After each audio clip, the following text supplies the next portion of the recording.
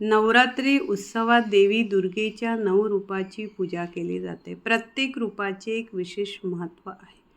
1. देवी शैलपुत्री. नवरात्रीच्या पहिल्या दिवशी देवीच्या शैलपुत्री रूपाचे पूजन केले जाते. पर्वताचे राजा हिमालय याच्या घरी दुर्गा देवीने जन्म घेतला आणि शैलेची कन्या झाली. म्हणून या देवीला शैलपुत्री असे म्हणतात. या अवतारामध्ये देवी वृषभावर बसलेली आहे.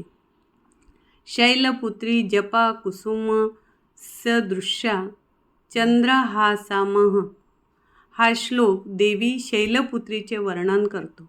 शैलपुत्री म्हणजेच देवी दुर्गा यांची पहिली रूप. तिचे स्वरूप अत्यंत सौंदर्यपूर्ण आणि दिव्य आहे. जपा कुसुमः दृश्या म्हणजेच ती जपा कुसुमाच्या फुलासारखी आहे, जी लाल रंगाची आणि सुंदर आहे. जपा कुसुम हा एक प्रकारचा लाल कोंबळ फूल आहे, जो सौंदर्य, प्रेम आणि शक्तीचे प्रतीक मानला जातो.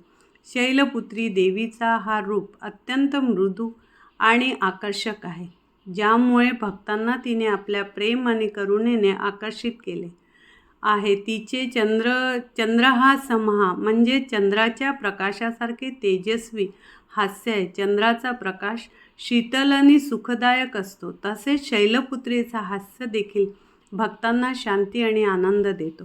शैलपुत्रीची उपासना भक्तांना मानसिक आणि आध्यात्मिक शक्ती देते. ती संकटातून मुक्ती, भक्तांचे दुःख कमी करणे आणि यश प्राप्त करण्यास मदत करते.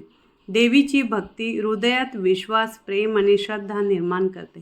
शैलपुत्रीच्या आराधनाद्वारे भक्त तिच्या आशीर्वादाने सुख, शांती आणि समृद्धीचा अनुभव घेतात.